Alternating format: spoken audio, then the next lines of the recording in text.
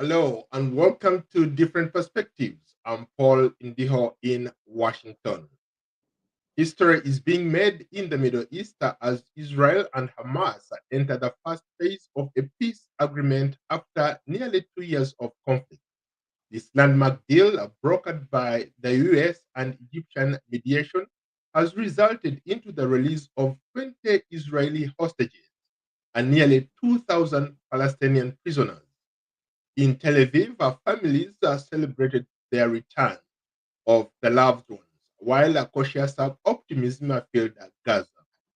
US President Donald Trump helped broker the agreement, is in the region praising Arab leaders for their role in the negotiations.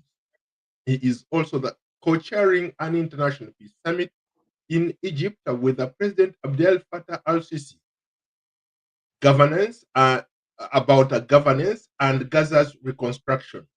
Can this deal lead to a lasting peace, or will it be another fleeting ceasefire?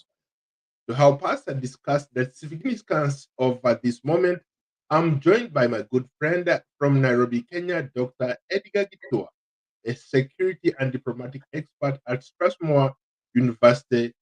Mr. Dr. Gitua, welcome to a different perspective. Thank you, Paul. Thank you for having me. Always a pleasure. Wow, what a moment. We've been talking about this for years, and now we are here. Finally, we have an agreement. What's the significance of this agreement for the region, and what does this mean for the Middle East peace process moving forward? Thank you. Thank you, Paul, for your question, and thanks for having me. Definitely, of course, the world breathes a sigh of relief because of, the war is bad for everyone. War hurts everyone. The war was hurting Israel. The war was hurting the Palestinians. So the world breathes a sigh of relief because at the heart of the war, it is human lives that are at stake. So we celebrate the fact that there'll be no more loss of life, hopefully going forward, and that peace can be realized. Now, more to your question, what does this mean? It is a step in the it's a step in the right direction. It's a step in the first direction of securing peace. But for me, I am left after we secure this peace. For me, I have bigger questions because I tend to think. For me, I look at this issue. The Hamas, for me, I usually the bigger question in terms of. So now that Hamas, given some of the conditions that have been given, Hamas had been asked two major things. Number one, to turn over this government, the civilian control and leadership to a civilian body within Gaza, one, and two, to disarm any region. So for me, I am happy that human lives are going to be saved, but I am not so sure how Hamas are going to be to disarm. I do not see them disarming. They will pretend to disarm. And for me, I am saying this is just a stopgap measure. And as a peace and conflict expert, I celebrate a small win. You can't always win and get everything you're looking for. So the ceasefire at least saves human life. In post-conflict reconstruction, we say you first deal with security. You first secure security such that aid can come in, the wounded and the sick can be evacuated, and all that. So I am happy that at least that has taken place, and hopefully we are going to have, a semblance of peace. But there will be bigger questions about the role Hamas will play in the region going forward. Because if Hamas continue trying to play a role in the region, this is just a comma. This is just a stopgap measure. If Hamas do anything funny, nation states defend themselves. Israel will defend itself once again. Interesting. How do you assess the role the US President Donald Trump played and the Arab leaders who were very instrumental in securing this deal? Thank you. The US has played a very great role, and we have to commend them for that. And especially, and this is what it is. And this is what it means being a global superpower. the ability to provide what we call public goods. So I am sure the US had a conversation with Israel and probably had a very deep conversation, and Israel probably expressed its fears and its plans with the US. And the US also reaching out to the Arab world was able to explain what needs to happen. So yes, we congratulate, of course, the American team working with the Arab League. So for this deal to be brokered, I see two main players. The Arab League, because they put pressure on Hamas and the Palestinians in terms, and especially on Hamas, telling Hamas that, yes, in as much as we see what you're doing and you're trying to fight for the freedom of Palestine, but you cannot continue also breaking the law, and you are the aggressors on October 7th. So I'm sure the Arab League, also wanting to have a semblance of peace, have piled pressure on Hamas, telling them, you will not get financing, you will not get support, you will not get the moral support that you require from us until you hand over those hostages. Because, granted, the Israelis' first demand was, we want our citizens back home. So the Arab League must have told Hamas, you have to give up those hostages or there is no peace and you are going to be seen as the bad people. And of course, on the other side, for Israel to agree to come to the table, we see the American hand definitely talking to Israel and just telling them, they will guarantee the peace process. Paul, most peace agreements do not hold because they do not have good, powerful guarantors. It is one thing to broker a peace deal. It is another to have strong guarantors who can be able to talk to both parties to keep their end of the bargain. And that's the role I see peace agreement. You need a superpower like the US, whom Israel respects and fears, whom the Arab world respects and fears, being able to tell them that we will have to hold this end of the bargain, or else there will be consequences. So the Americans have played a role that we cannot negate. Interesting. How about with all the Israeli hostages now are released and nearly 2,000 Palestinian prisoners are freed? What are the immediate security and political implications for both sides? So, number one, let me start with the political. On the political side, Netanyahu scores big with his Israelis because the domestic pressure on Prime Minister Netanyahu was, bring back our children home, bring back our citizens, our boys, our fathers, our mothers. So to an extent, he's been able to fulfill that. So he gets political mileage out of it. Of course, conversely, some lost their lives, but Hamas will have to give up those bodies. So for the Israelis, there will be closure. There will be closure in terms of, we have back our citizens, even the ones probably who lost their lives, and our condolences to them. But the Israelis will have a step in closure. So Netanyahu wins big politically on that front. And then, of course, he now ramps up security in terms of, I'm sure they've had this conversation of what went wrong on October 7th. Why was the intelligence apparatus probably not aware of what was happening? Where was there security lapse? I'm sure they've done those post-mortem discussions. But on the bigger scene, on the side of now Gaza, Hamas was also losing ground. Hamas was losing its popularity even among the Palestinians. I have done a study on the Palestinians, and you'll be surprised, Paul, not all of them side with Hamas's violent nature of carrying out its agenda. Remember, the Palestinians for the longest time have their PLO under President Mahmoud Abbas. So to an extent, yes, when Hamas were militant, they initially had a lot of support. But now this long drawn out conflict with Israel that has made the very Palestinians whom they claim to fight for suffer, they were losing a lot of ground. So I'm also seeing domestic pressure in terms of Hamas losing the place they had in the eyes of the Palestinians. Because yes, to an extent, they may be deemed by heroes by some certain quarters that they've been able to secure the freedom of the detainees. But on the other hand, there are Palestinians who've been questioning, did we have to get here? I mean, you have the hostages you held, the Israeli hostages you held, Gaza has been destroyed. We've lost over 60,000 lives. Was it really worth it? So it has been counterproductive for the Hamas side. So there are wins and losses, but right now, Hamas agreeing to hand over the control of Gaza to a civilian transitional body, for me, is a big signal that Hamas are not as popular as they were once before. And going forward, they may retain their arms, but they may not get the support they readily used to get from the Palestinians living in Gaza. So to an extent, I am seeing Hamas losing the support that they had before. And let's just see whether they are going to agree to let that transitional council work without interference. Or probably 5 years down the road, we will have another story of a rejuvenized, a revitalized, a renaissanced Hamas coming up and trying, to take over power once again. So yeah, it's a lot. Right now we celebrate the peace, but there are so many things that so many questions that need to be answered, Paul. Mm-hmm.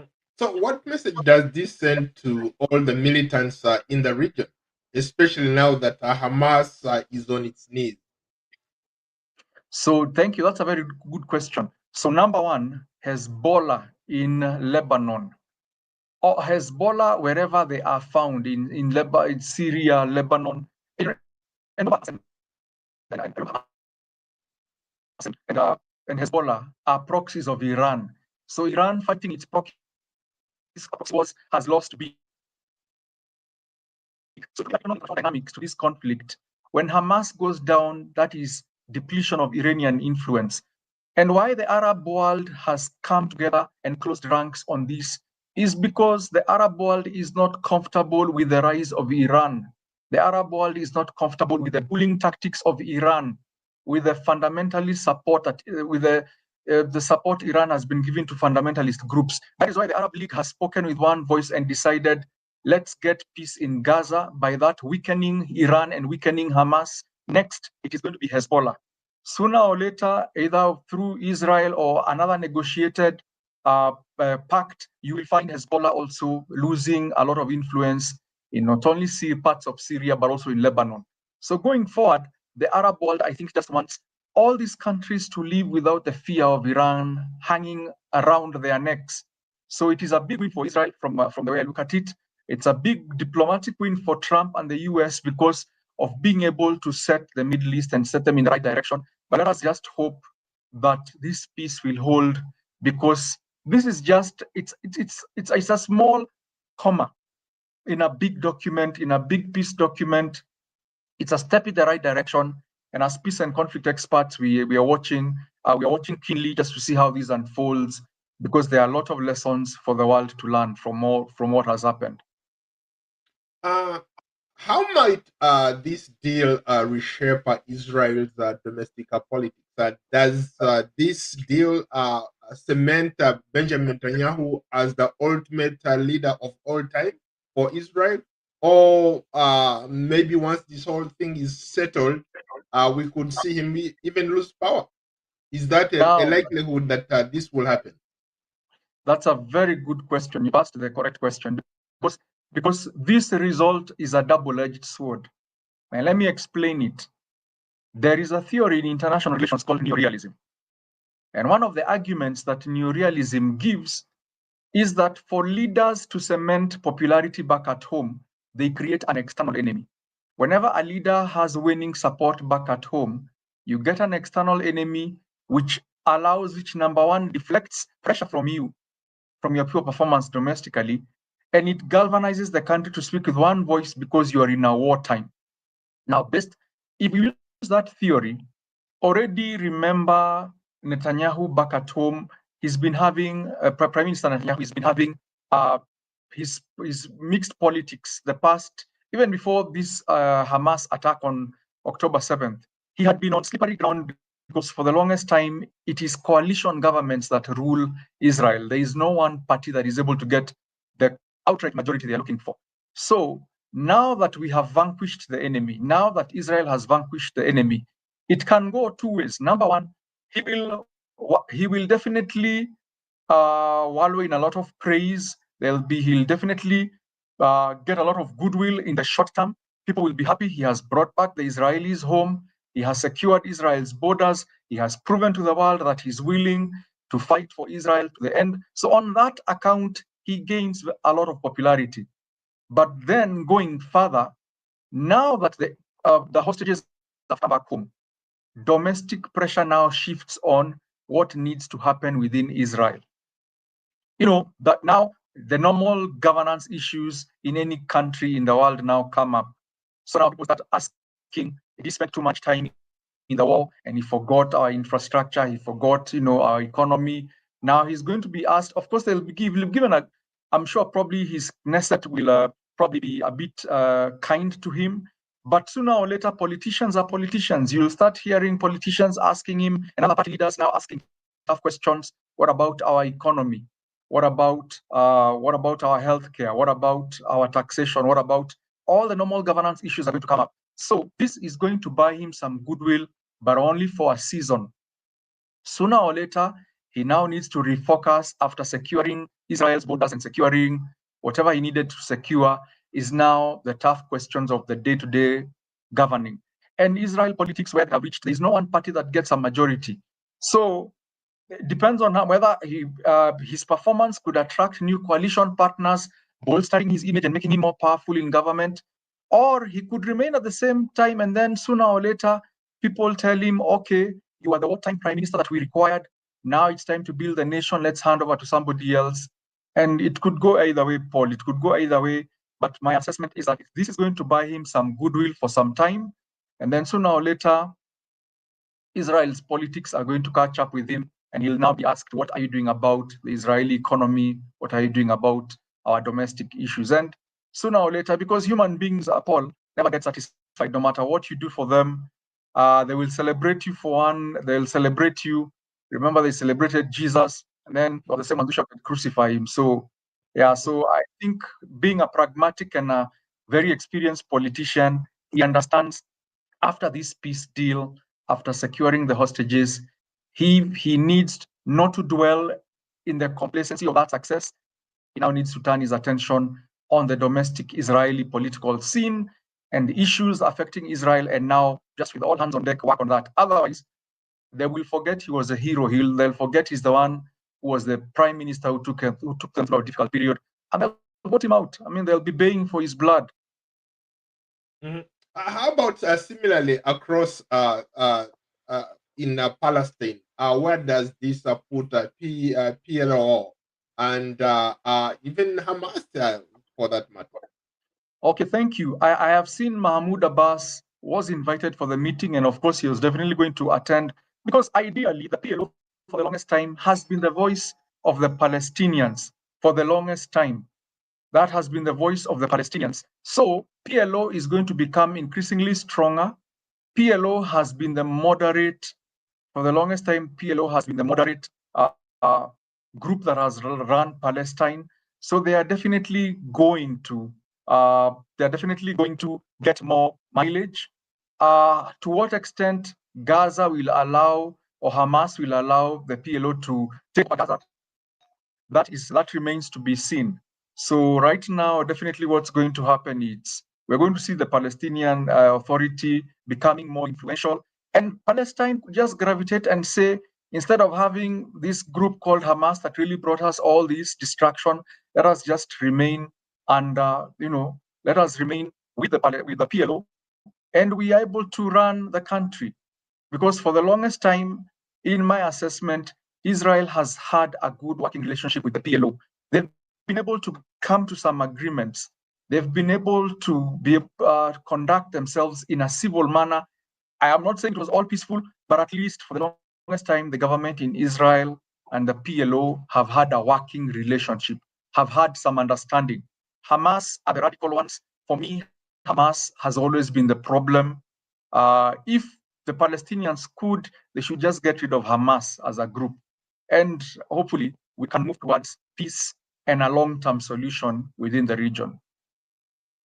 But to your point, I've been listening to a lot of pundits, a lot of analysts like you, who argue that even though Israel used a lot of pressure, they did not succeed in actually securing the hostages. It had to go through a mediation process, meaning not a political process. That's what happened for other countries getting involved. The US pushing all these other countries to come to the table and basically making it impossible for Hamas to do that. But Israel on its own could not secure these hostages. So, okay, I hear what you're saying, Paul, and I get what you're saying. But this is a strategic reasoning, and I'm not holding brief for Israel, but I can see what they did. Crashing Hamas was not an issue for Israel. That they could have done anytime, and they will do in the future. The issue was the price. At what cost? Crashing Hamas would have meant Israel decides we do not care about our hostages. So go in, flatten Gaza, kick everybody out, flatten Gaza, go into all those tunnels, kick out Hamas, make sure none of them leaves. But at what cost? Losing those hostages. I don't think any political leader, Prime Minister Netanyahu being one of them, would have been able to pay that price. That price is too high, Paul. So it was not that Israel lost militarily. It was a win-win. What sacrifices do you need to make to win? Yes, granted, Hamas will probably go into the Arab world saying, we are the unit, we are the group that harassed a giant called Israel, and we are able to secure the Palestinians who are in Israeli jails. We were able to do all these things. Using guerrilla urban warfare. Granted, Hamas could claim they have won, but Israel, on the other side, because they have gotten back their hostages, they have also won. So if from where I look at it, you choose your battles wisely, Paul. In some of these things, you choose your battles wisely. You can't have your cake and eat it. You celebrate that small win. You have gotten your hostages. It took mediation and negotiation. Granted, so be it. Let the world out there laugh and say that you've been humiliated. But for you as a political leader, realizing you're able to get back your leaders and get back your hostages, you have won. So winning is different. The lenses are very different, Paul. So I know to the fundamentalists out there, they could be out there celebrating, yes, we have brought Israel to its knees. But ultimately, the fact that Hamas has had to give up its leadership in Gaza, I think Israel can live with that and consider that a win. The problem for Israel would always have been if Hamas was allowed to be in political control of Gaza. Hamas and their doctrine, Paul, I have looked at the Hamas charter. In their articles, in their charter, one of their statements is the annihilation of Israel. They have put it in black and white. They were formed. Their sole existence is for the annihilation of Israel. So there was no way Israel was going to sit pretty with Hamas ruling Gaza. So it is a win-win. How? Israel has managed to get its hostages back, has managed to get Hamas to give up its leadership in Gaza. How have the Palestinians won?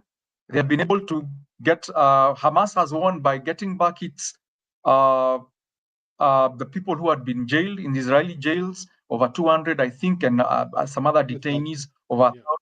Those ones have been able to come back. They've been able to draw out the process, make Israel bleed and there. So Hamas can take this pretty small win and, just melt into the shadows. But between me and you, Paul, the shadow war has just begun. In other words, we will have peace on the surface. Nothing will happen in Gaza in the eyes of the public, but those Hamas leaders, those Hamas militants are going to be hunted down because Israel will not allow that group to regroup and create such a force again going forward. I guess that's a very, very good point. In case you are just joining us, my guest is Dr. Edgar Gitua, a security and diplomatic expert at Strathmore University in Nairobi. He's been analyzing regional and security issues, especially in the Middle East, for years, and brings a deep insight into what this deal would mean for the future of the Middle East peace. Doctor, let me come back to you. The agreement includes plans for an international security force in Gaza. What challenges might this raise in deploying and managing such a force? We've seen different missions like in Haiti or in all these other places where they have an international force there. It's not easy to get in, especially with like Hamas and all these other militants in that region. Obviously, Israel doesn't want to cede control of that area as well. So, are we likely to see maybe some clashes of some sort going forward if this international force is on the ground? Thank you. That's a very, very good question. And sometimes in post-conflict reconstruction and peace building, we talk about the security pillar, making sure the region is secure first before anything else can happen, before we can reconstruct the hospitals, the schools, the buildings, all those things. We need to have security in place. But like you've rightly raised, there'll be two main challenges. Number one, the countries where these soldiers are going to come from. Israel will not be comfortable with having countries from the Arab world stationing their forces there. Israel will not be comfortable with that. And of course, the Palestinians will also want to have forces that are neutral. So granted, that is going to be the next sticking point in the negotiations of which kind of UN-led force or what multinational security force will be put in place. Two, what will be the mandate of this force? Because remember, under the UN Charter, we have Chapter 7, which talks about peacekeeping. And then we have Chapter 8, we have Chapter 7, and then we have Chapter 8, which is peace enforcement. So sometimes peacekeepers, if you fire at them, remember they're trained soldiers, they can fire back at you. So what will be the mandate of this security force? If they have just gone to create a corridor, a humanitarian corridor to allow foodstuff, water, rebuilding of Gaza to take place, and Hamas agreed to leave those soldiers alone, and Israel, I know they will definitely not disturb them at all, then it can work. So the next sticking issue, Paul, is the composition of that force. That is where the next small fight is going to come from, because Israel will want a force that it feels is not detrimental to its security, to its internal security, and to its overall interests. And of course, the Palestinians will want a force who they believe is going to be neutral, a force, not a totally pro-West force. So do not be surprised if you find the forces that are going to be suggested will come from Asia or Latin America, because in my view, these are the only two regions that would appear to be neutral enough in this conflict. So an Asian-led security force, China can donate some forces, can lead a multinational force, let's say China, and leading some Asia-Pacific countries, and then some Latin American forces also into this. Then both Israel and the Palestinians will feel this is as neutral as it gets. Why don't you want to have European forces there? If you bring in European peacekeepers, the Palestinians are not going to be comfortable. They will say these are pro-Israelis. If you bring in forces from the Arab world, the Middle East, North Africa, Israel is not going to be comfortable. It will say there's a religious angle here. These people have pronounced themselves on the issue. So we need as neutral a force as possible. And my 2 cents on the issue, Paul, is let's get Asian Pacific countries donating security forces, and Latin America create that humanitarian corridor with what is their mandate: peacekeeping, creating a buffer zone, creating a humanitarian corridor to allow the repatriation of internally displaced people, refugees coming back, humanitarian aid, and any types of aid that is coming in, and be there for as long as Gaza is getting reconstructed. But remember, Israel is going to make one key demand: for as long as Gaza is being reconstructed, or for as long as this humanitarian corridor has been created, Hamas can play no role in Gaza. I know that is going to be cast in stone. And if those conditions are met, yes, we are talking about a semblance of peace in this region as they work out the bigger issues that need to be, and have the bigger discussion that eventually needs to be had about how will they stay and coexist with each other, seeing that both of them belong to that part of the world. Edgar, I've not seen a Yes. lot of people talk about the role Egypt played. Egypt, I'm really proud of what they've been able to do, and even to the extent that they're able to host this summit where the agreement is being signed. Uh, from your vantage point, or using your diplomatic or security lenses, what interests are there for Egypt pulling off something like this, hosting the peace summit, and how can Egypt position itself on the global stage as a legitimate mediator? Thank you. That's a very good question. So number one, why Egypt because Egypt has a history with Israel. The Egyptians signed an accord, a peace agreement with Israel many years ago, and they have lived peacefully side by side. Egypt was suffering the brunt of the conflict in Gaza. Why? Remember the Sinai area, remember the Rafah crossing. So any internally displaced people, any refugee crisis, Egypt would be the first to bear. In the Arab world, Egypt is one of the countries that would bear that. So it is in Egypt's interest to bring about peace in the region so that it secures its borders, number one. And two, like you rightly said, use this as a platform to spring in the Arab world, to rise up within the Arab world as a neutral party. Remember, Egypt has always in the Arab world has played a huge role. It has always been there. But from the time the Egyptians signed the agreement with the Israelis and they agreed to just lower the hostilities, normalize relations, Egypt was looked on as a pariah by the Arab world. Egypt was looked on as an outcast in the Arab world. If anything, they were thought to have betrayed the cause because Egypt gets a lot of military aid, and for the longest time, especially during President Hosni Mubarak's reign and rule, Egypt used to get a lot of military aid from the US. So Egypt has always been viewed in the Arab world as a pawn of the West, as an ally of the West. So the Egyptians did not have a very big voice in the Arab world. This has given them a platform to rise in regional Middle Eastern politics. Within the Arab League, Egypt is going to rise up as a mediator. And trust me, its role is going to cement its role diplomatically as a leading player, and it will not be ignored again by the Arab world. So I think on that front, the Egyptians have done well for themselves. Secondly, I believe with the nudging of the US or with the help of the US, Egypt was at neutral territory where even Israel felt, yes, we know the Egyptians. We know we have a working relationship with the Egyptians.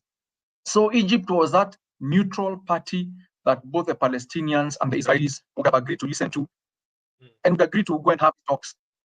Because for the longest time, other than the revolution that kicked out President Mubarak, Egypt, of course, has had its share of upheavals, but it pretty much seems like it is now settling, and it is looked upon as one of those leading figures in the Arab world. So that is the role Egypt has played, and going forward, you can only expect Egypt's influence in the Arab world to increase. Its stature has definitely increased because of this peace agreement.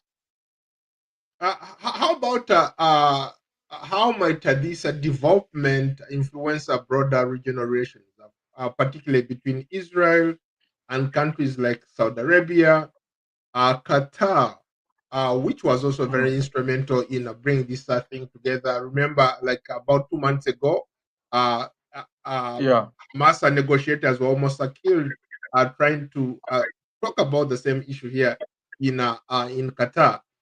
Or Iran in this case. Where does Iran fall? Because almost all their proxies in the region have been taken out. So what does this mean going forward?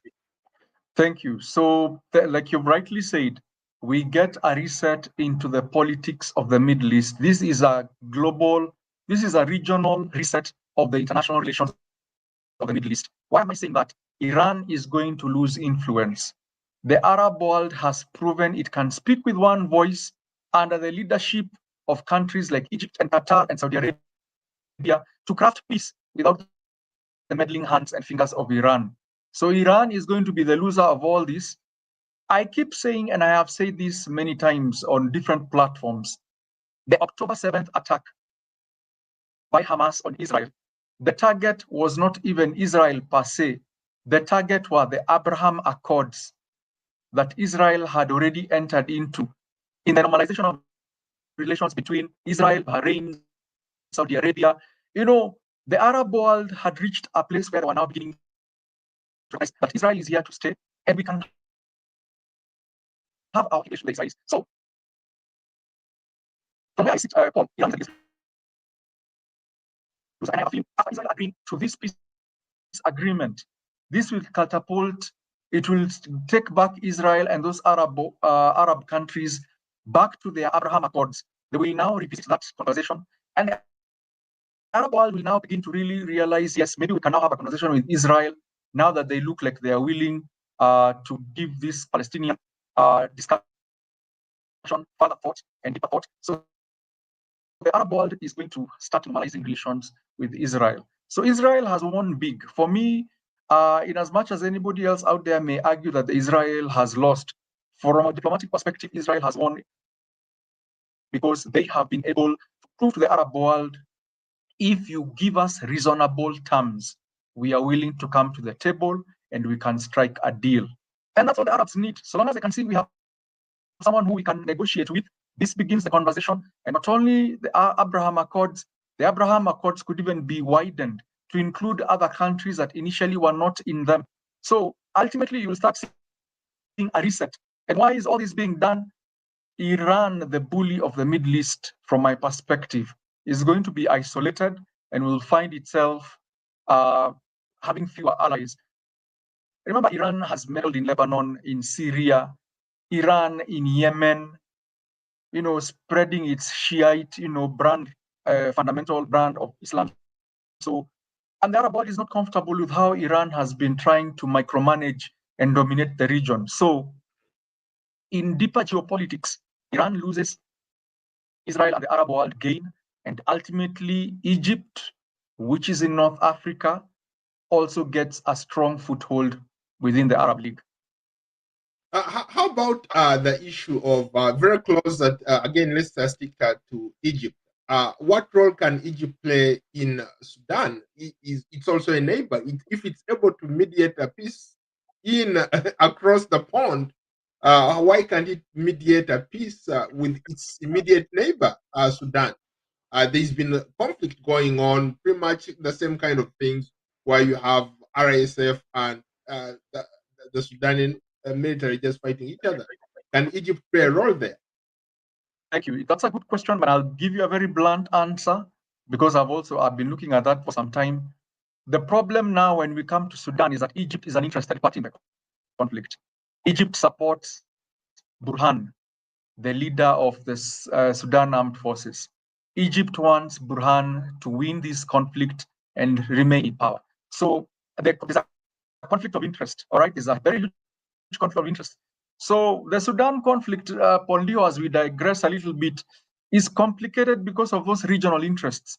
So Egypt supports Burhan.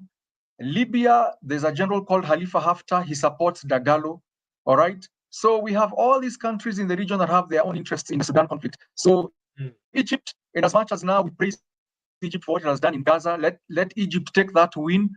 If Egypt turns back and tries to put its fingers in the Sudan conflict, it cannot mediate or broke peace because Dagalo will point fingers and tell Egypt, you has been supporting Burhan.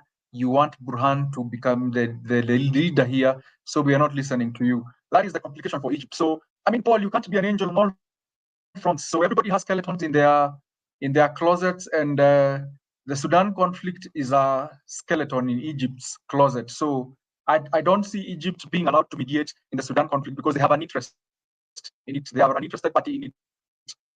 They could be probably part of a wider regional team that are called to just give their viewpoints, because sometimes to secure peace, you also need the neighboring countries to also cooperate. Because some of the arms coming into the Sudan conflict are passing through Egypt, some of the weapons and arms are coming through Libya. So if we can get Libya and Egypt to back the peace process and agree to seal those borders so that the arms do not flow through those porous borders, yes, they can play that kind of role. But in giving them a prominent role, the way they have a prominent role in this Israel-Palestinian conflict, Egypt cannot, in my view, does not have the same weight, does not carry the same weight, because they are an interested party in the current conflict in Sudan. Well, your concerns are very well noted here. Now, what lessons can maybe other African nations who are dealing with internal strife or border regional conflicts like the DRC and whatever learn from this moment? Is diplomacy the way to go, or we just use military force to